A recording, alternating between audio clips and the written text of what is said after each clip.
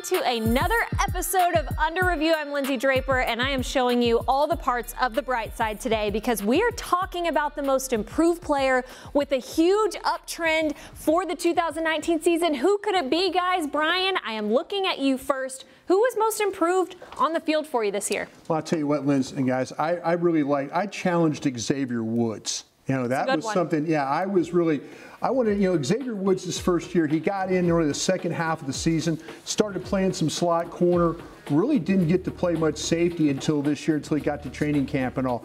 But I challenged him. I thought, hey, you've got to be a better tackler. And that's what he came out and did. I thought he did a great job as a single high player, though. They played primarily, that was the way that they handled the run in a lot of these games. They played some really nice pass defense that way, too. Him playing in the middle of the field, him reacting, him making some big hits.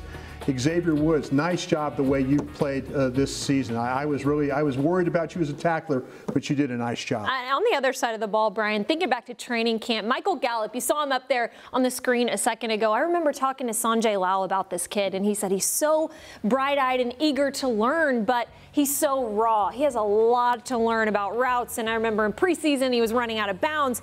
This last game against the Rams, he hauled in a phenomenal catch from Dak Prescott. I think his swing from training camp to the end of the season was incredible. This is a really smart hostess. Are we together on this, Mickey? And they put our guy up on the screen Does that mean we start. Michael Gallup, absolutely. You know, it's a hard transition for rookies at the wide receiver position from college to the NFL. This guy had caught like 170 passes in college, and it was like we could see his talent, but it took a while. Those first 6 games, he only caught 7 passes, and in only one of those games did he catch more than 1, so it had to be 2, right? In the last 10 games, he had 26 catches, and in the playoffs, how about this?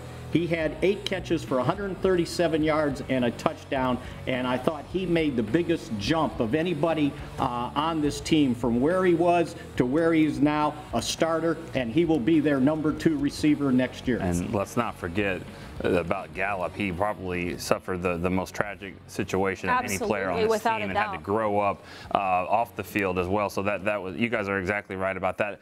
I have a couple of guys I was going with. One of them was Antoine Woods. I didn't even know how to spell his name until midway through the year and didn't think he was going to make the team. But, you know, Brian kind of pointed this out, and you're 100% right.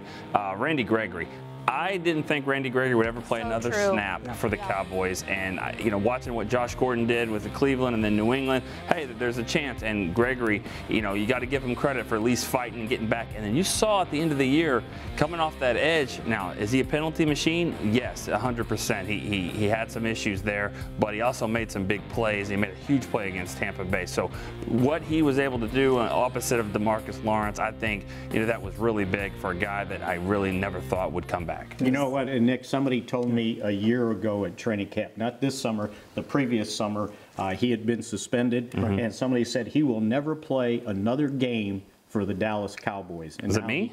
No, okay. Not you. Okay. You did good. A lot of people around here thought that. He had every reason to. That was what the thinking was. And then he comes back and gets 6 sacks after he hadn't played basically for 2 seasons. That's a heck of a pick. Can I throw one more? Just talking about improved, and this isn't much of a player. This is just a personality. What Ezekiel Elliott did this year, and to change his mindset and his body language and his demeanor and then locker room leadership. Unbelievable 180 out of him. Maturity. Now, you know, don't go out and do something to change it, but I mean, he was outstanding this year, and he saw it on the field too. That's even off the field.